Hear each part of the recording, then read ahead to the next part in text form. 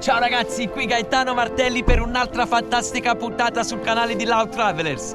Dove vi ho portato quest'oggi per questa nuova avventura? Siamo in Estonia e iniziamo la nostra avventura da Baru, che è un paesino piccolissimo che, come vedete, è immerso nel mezzo degli alberi e siamo in una foresta ghiacciata. Un'esperienza che non avevo mai fatto prima, quindi andiamo, vi voglio far vedere tutta la zona e adesso godetevi il lago ghiacciato.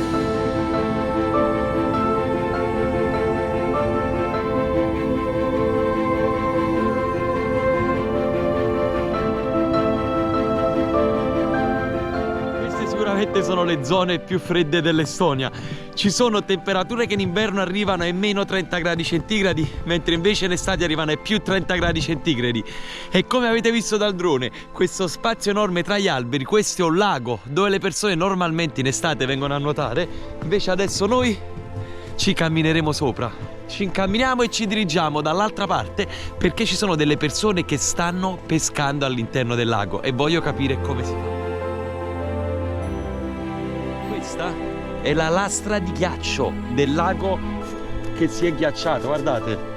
Dallo come fa un salto qui, vediamo come funziona. 1, 2, 3, vai!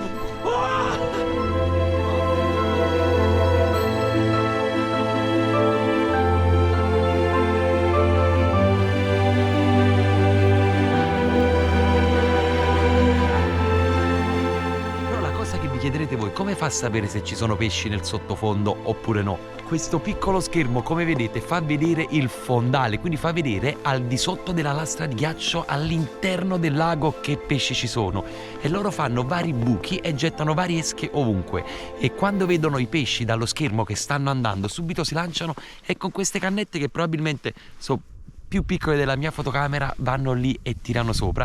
E come pescano? Con un'esca finta, perché mi ha detto sotto al ghiaccio i pesci riescono a notare i movimenti di queste esche e quindi vanno ad abboccare. Un'esperienza assurda, andiamo a filmare un po' quello che fa.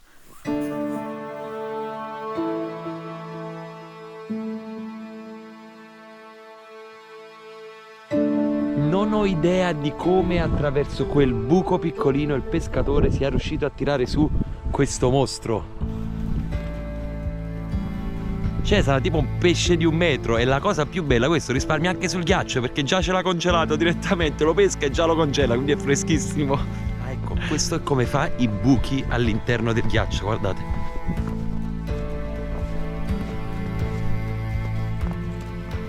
Queste invece le canne piccoline che usa, guardate quanto è piccola. È mini. Però riescono a tirare su certe bestie assurde. Sto pescando sul lago ghiacciato con questa cannetta piccolissima. Il signore mi ha appena fatto un buco e ha detto vai, pescami qualcosa. Quindi vedremo un po' se riuscirò a stupirvi e prendere qualcosa. E questo era il pescatore che abbiamo incontrato in questo lago ghiacciato nel mezzo della foresta. Ma andiamo avanti con il nostro...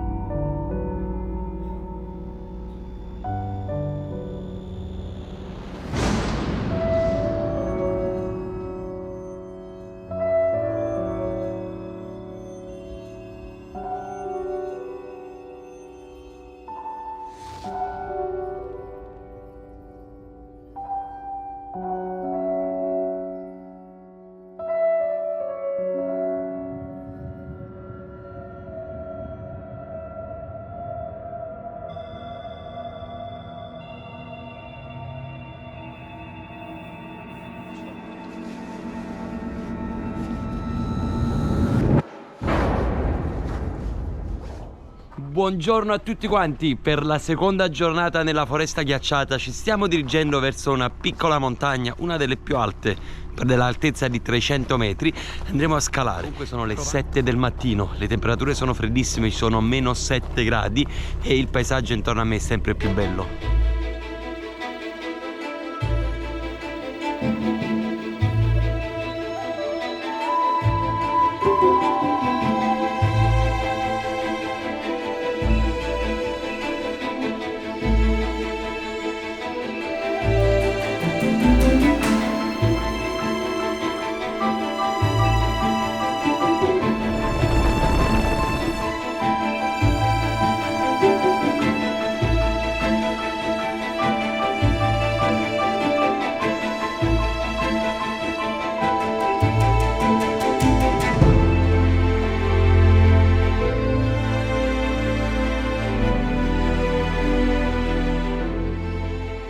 Per la prima volta sono in una foresta completamente ricoperta da neve, con questi alberi enormi che la circondano, un paesaggio ad esempio completamente diverso dall'Islanda, dove non c'è alcun tipo di albero. Se volete guardare il video dell'Islanda, cliccate il link qui in alto. Mi sto dirigendo su un ponte che passa sopra un fiume che non è ghiacciato in quanto le temperature sono di soli meno 6 gradi centigradi, quindi non è freddissimo per farlo congelare.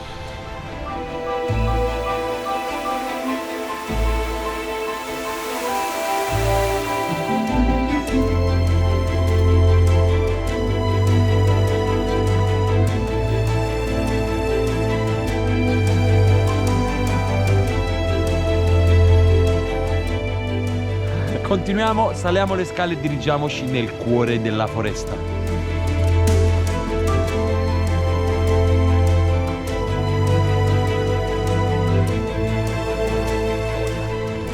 Avventura dopo avventura dopo avventura, il mio canale YouTube diventa sempre più bello, con cose sempre più uniche. Mi raccomando, sapete, queste esperienze le trovate solo ed esclusivamente sul canale di Loud Travelers, quindi Iscriviti al canale Loud Travelers.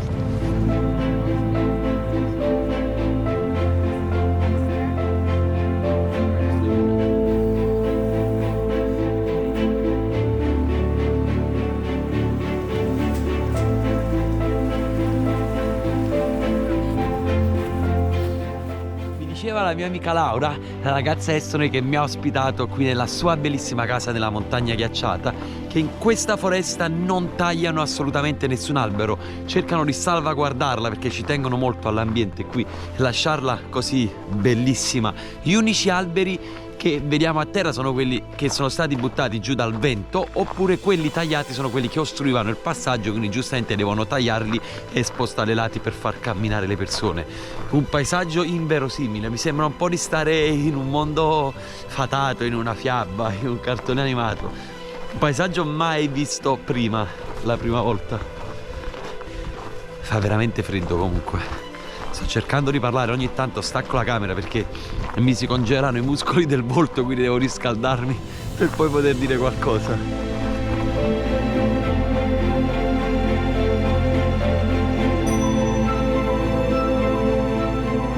Avevo tanta sete e lungo il percorso sono sceso attraverso delle scale e mi dirigo all'interno di una grotta dove c'è dell'acqua che arriva direttamente dalla fonte, dalle montagne, ed è un'acqua purissima e si dice che se bevi quest'acqua resti giovane per sempre, quindi ne approfitto.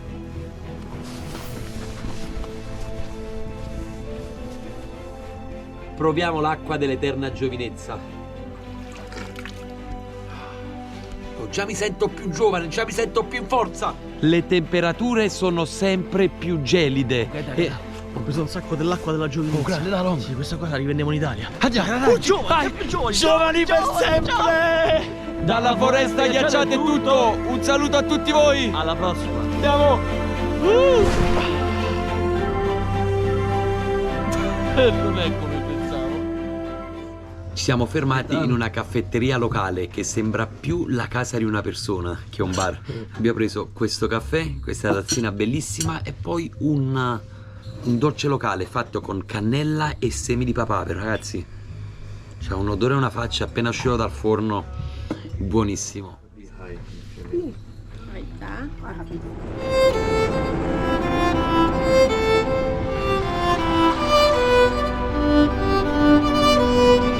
prendiamo il pullman e andiamo.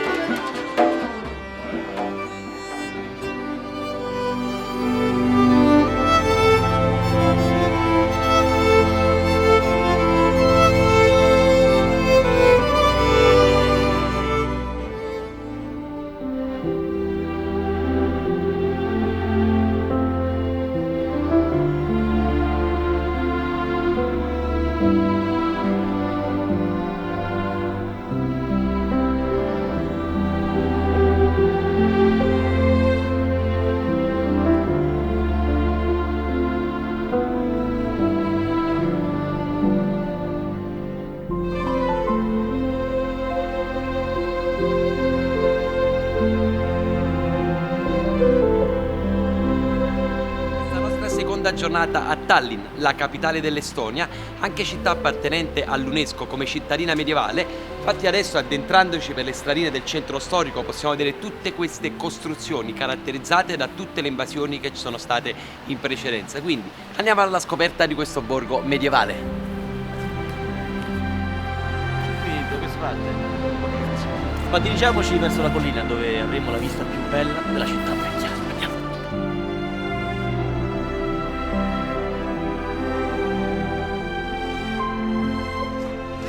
Ragazzi, attraverso questa porta ci stiamo dirigendo sulla collina di Toompea, un altopiano alto 400 metri dove si ha la vista più bella sulla città vecchia, e si dice che prima fosse il luogo dove tutti gli aristocratici e le persone benestanti del posto vivessero, e non solo, ma una leggenda dice che le origini della capitale dell'Estonia, Tallinn, nascono proprio da questa collina, quindi andiamo. Questa è la porta del castello.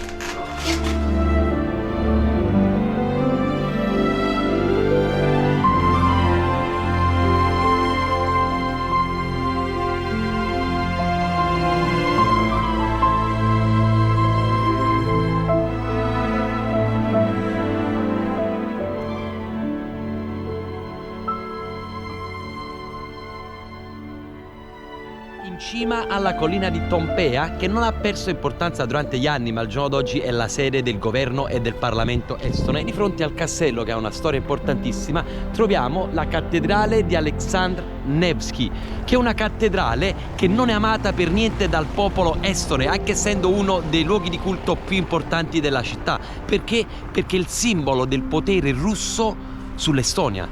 È un'assurdità come la Russia possa dimostrare il suo potere all'interno di varie nazioni costruendo queste cattedrali. Benvenuti in Estonia. Estonia adesso inverno. Teniamo lungo inverno e corto estate. Estonia 1.300.000 popolo. 1.300.000? Italia 500, capitale 30% russo.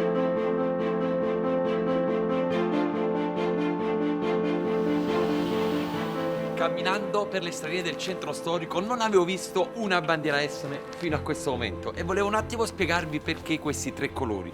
Questi sono i colori che meglio spiegano le caratteristiche del paesaggio estone.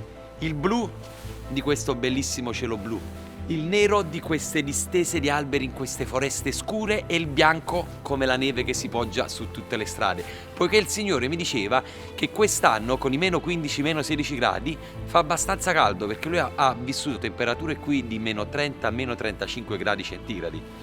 Continuiamo il nostro giro.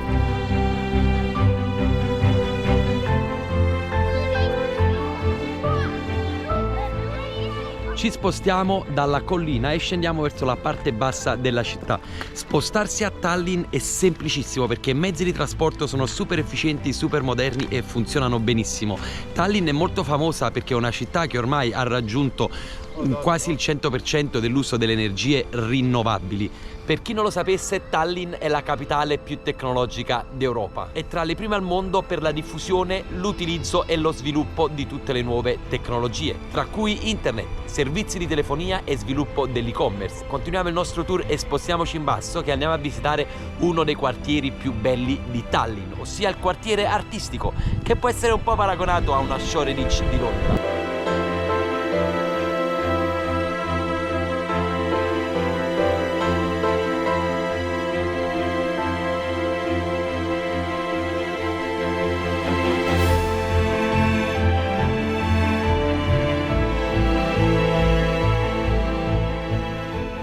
Arrivato nel centro creativo più grande dell'Estonia, si chiama il quartiere Telliskivi.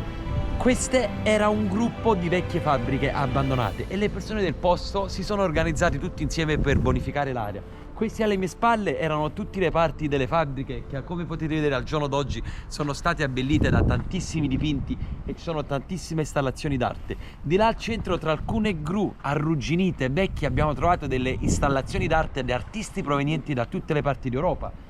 Ma la cosa assurda, ci sono anche container che sono stati adibiti a serre con delle piante all'interno, oppure ho visto addirittura una vecchia serra abbandonata fatta con alcune lamiere d'alluminio e vetri rotti, c'è un barbershop all'interno. Quindi questa è la testimonianza che basta un po' di creatività nella vita e tutto ciò che non vale niente può diventare oro. Quindi molto spesso non bisogna avere tanti soldi per creare un qualcosa, basta avere un'idea, una voglia di fare, il giusto spirito e puoi creare quello che vuoi tu.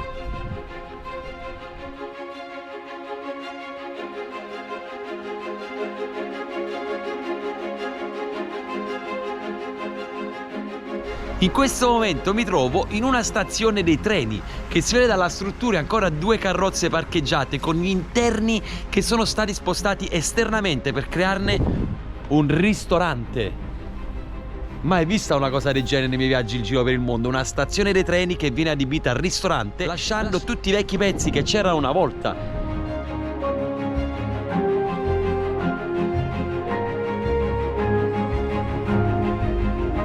Mi sono spostato dal centro di Tallinn con il Pullman 34 per andare a visitare la torre televisiva di Tallinn, ossia la struttura più alta di tutta l'Estonia con i suoi 314 metri, che è stata costruita per i Giochi Olimpici del 1980.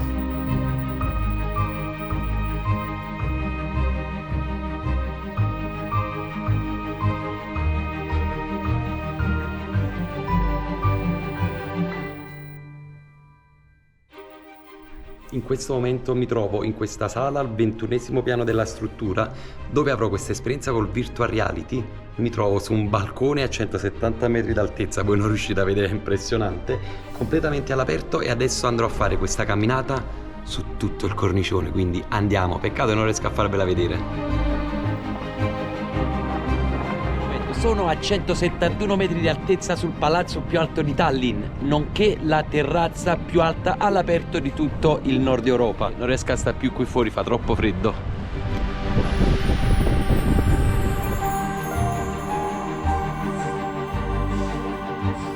Dopo una bellissima visita alla torre mi era venuta un po' di fame, quindi sono salito al 22° piano e mi godo un buonissimo pranzo all'altezza di 180 metri e un buon sidro.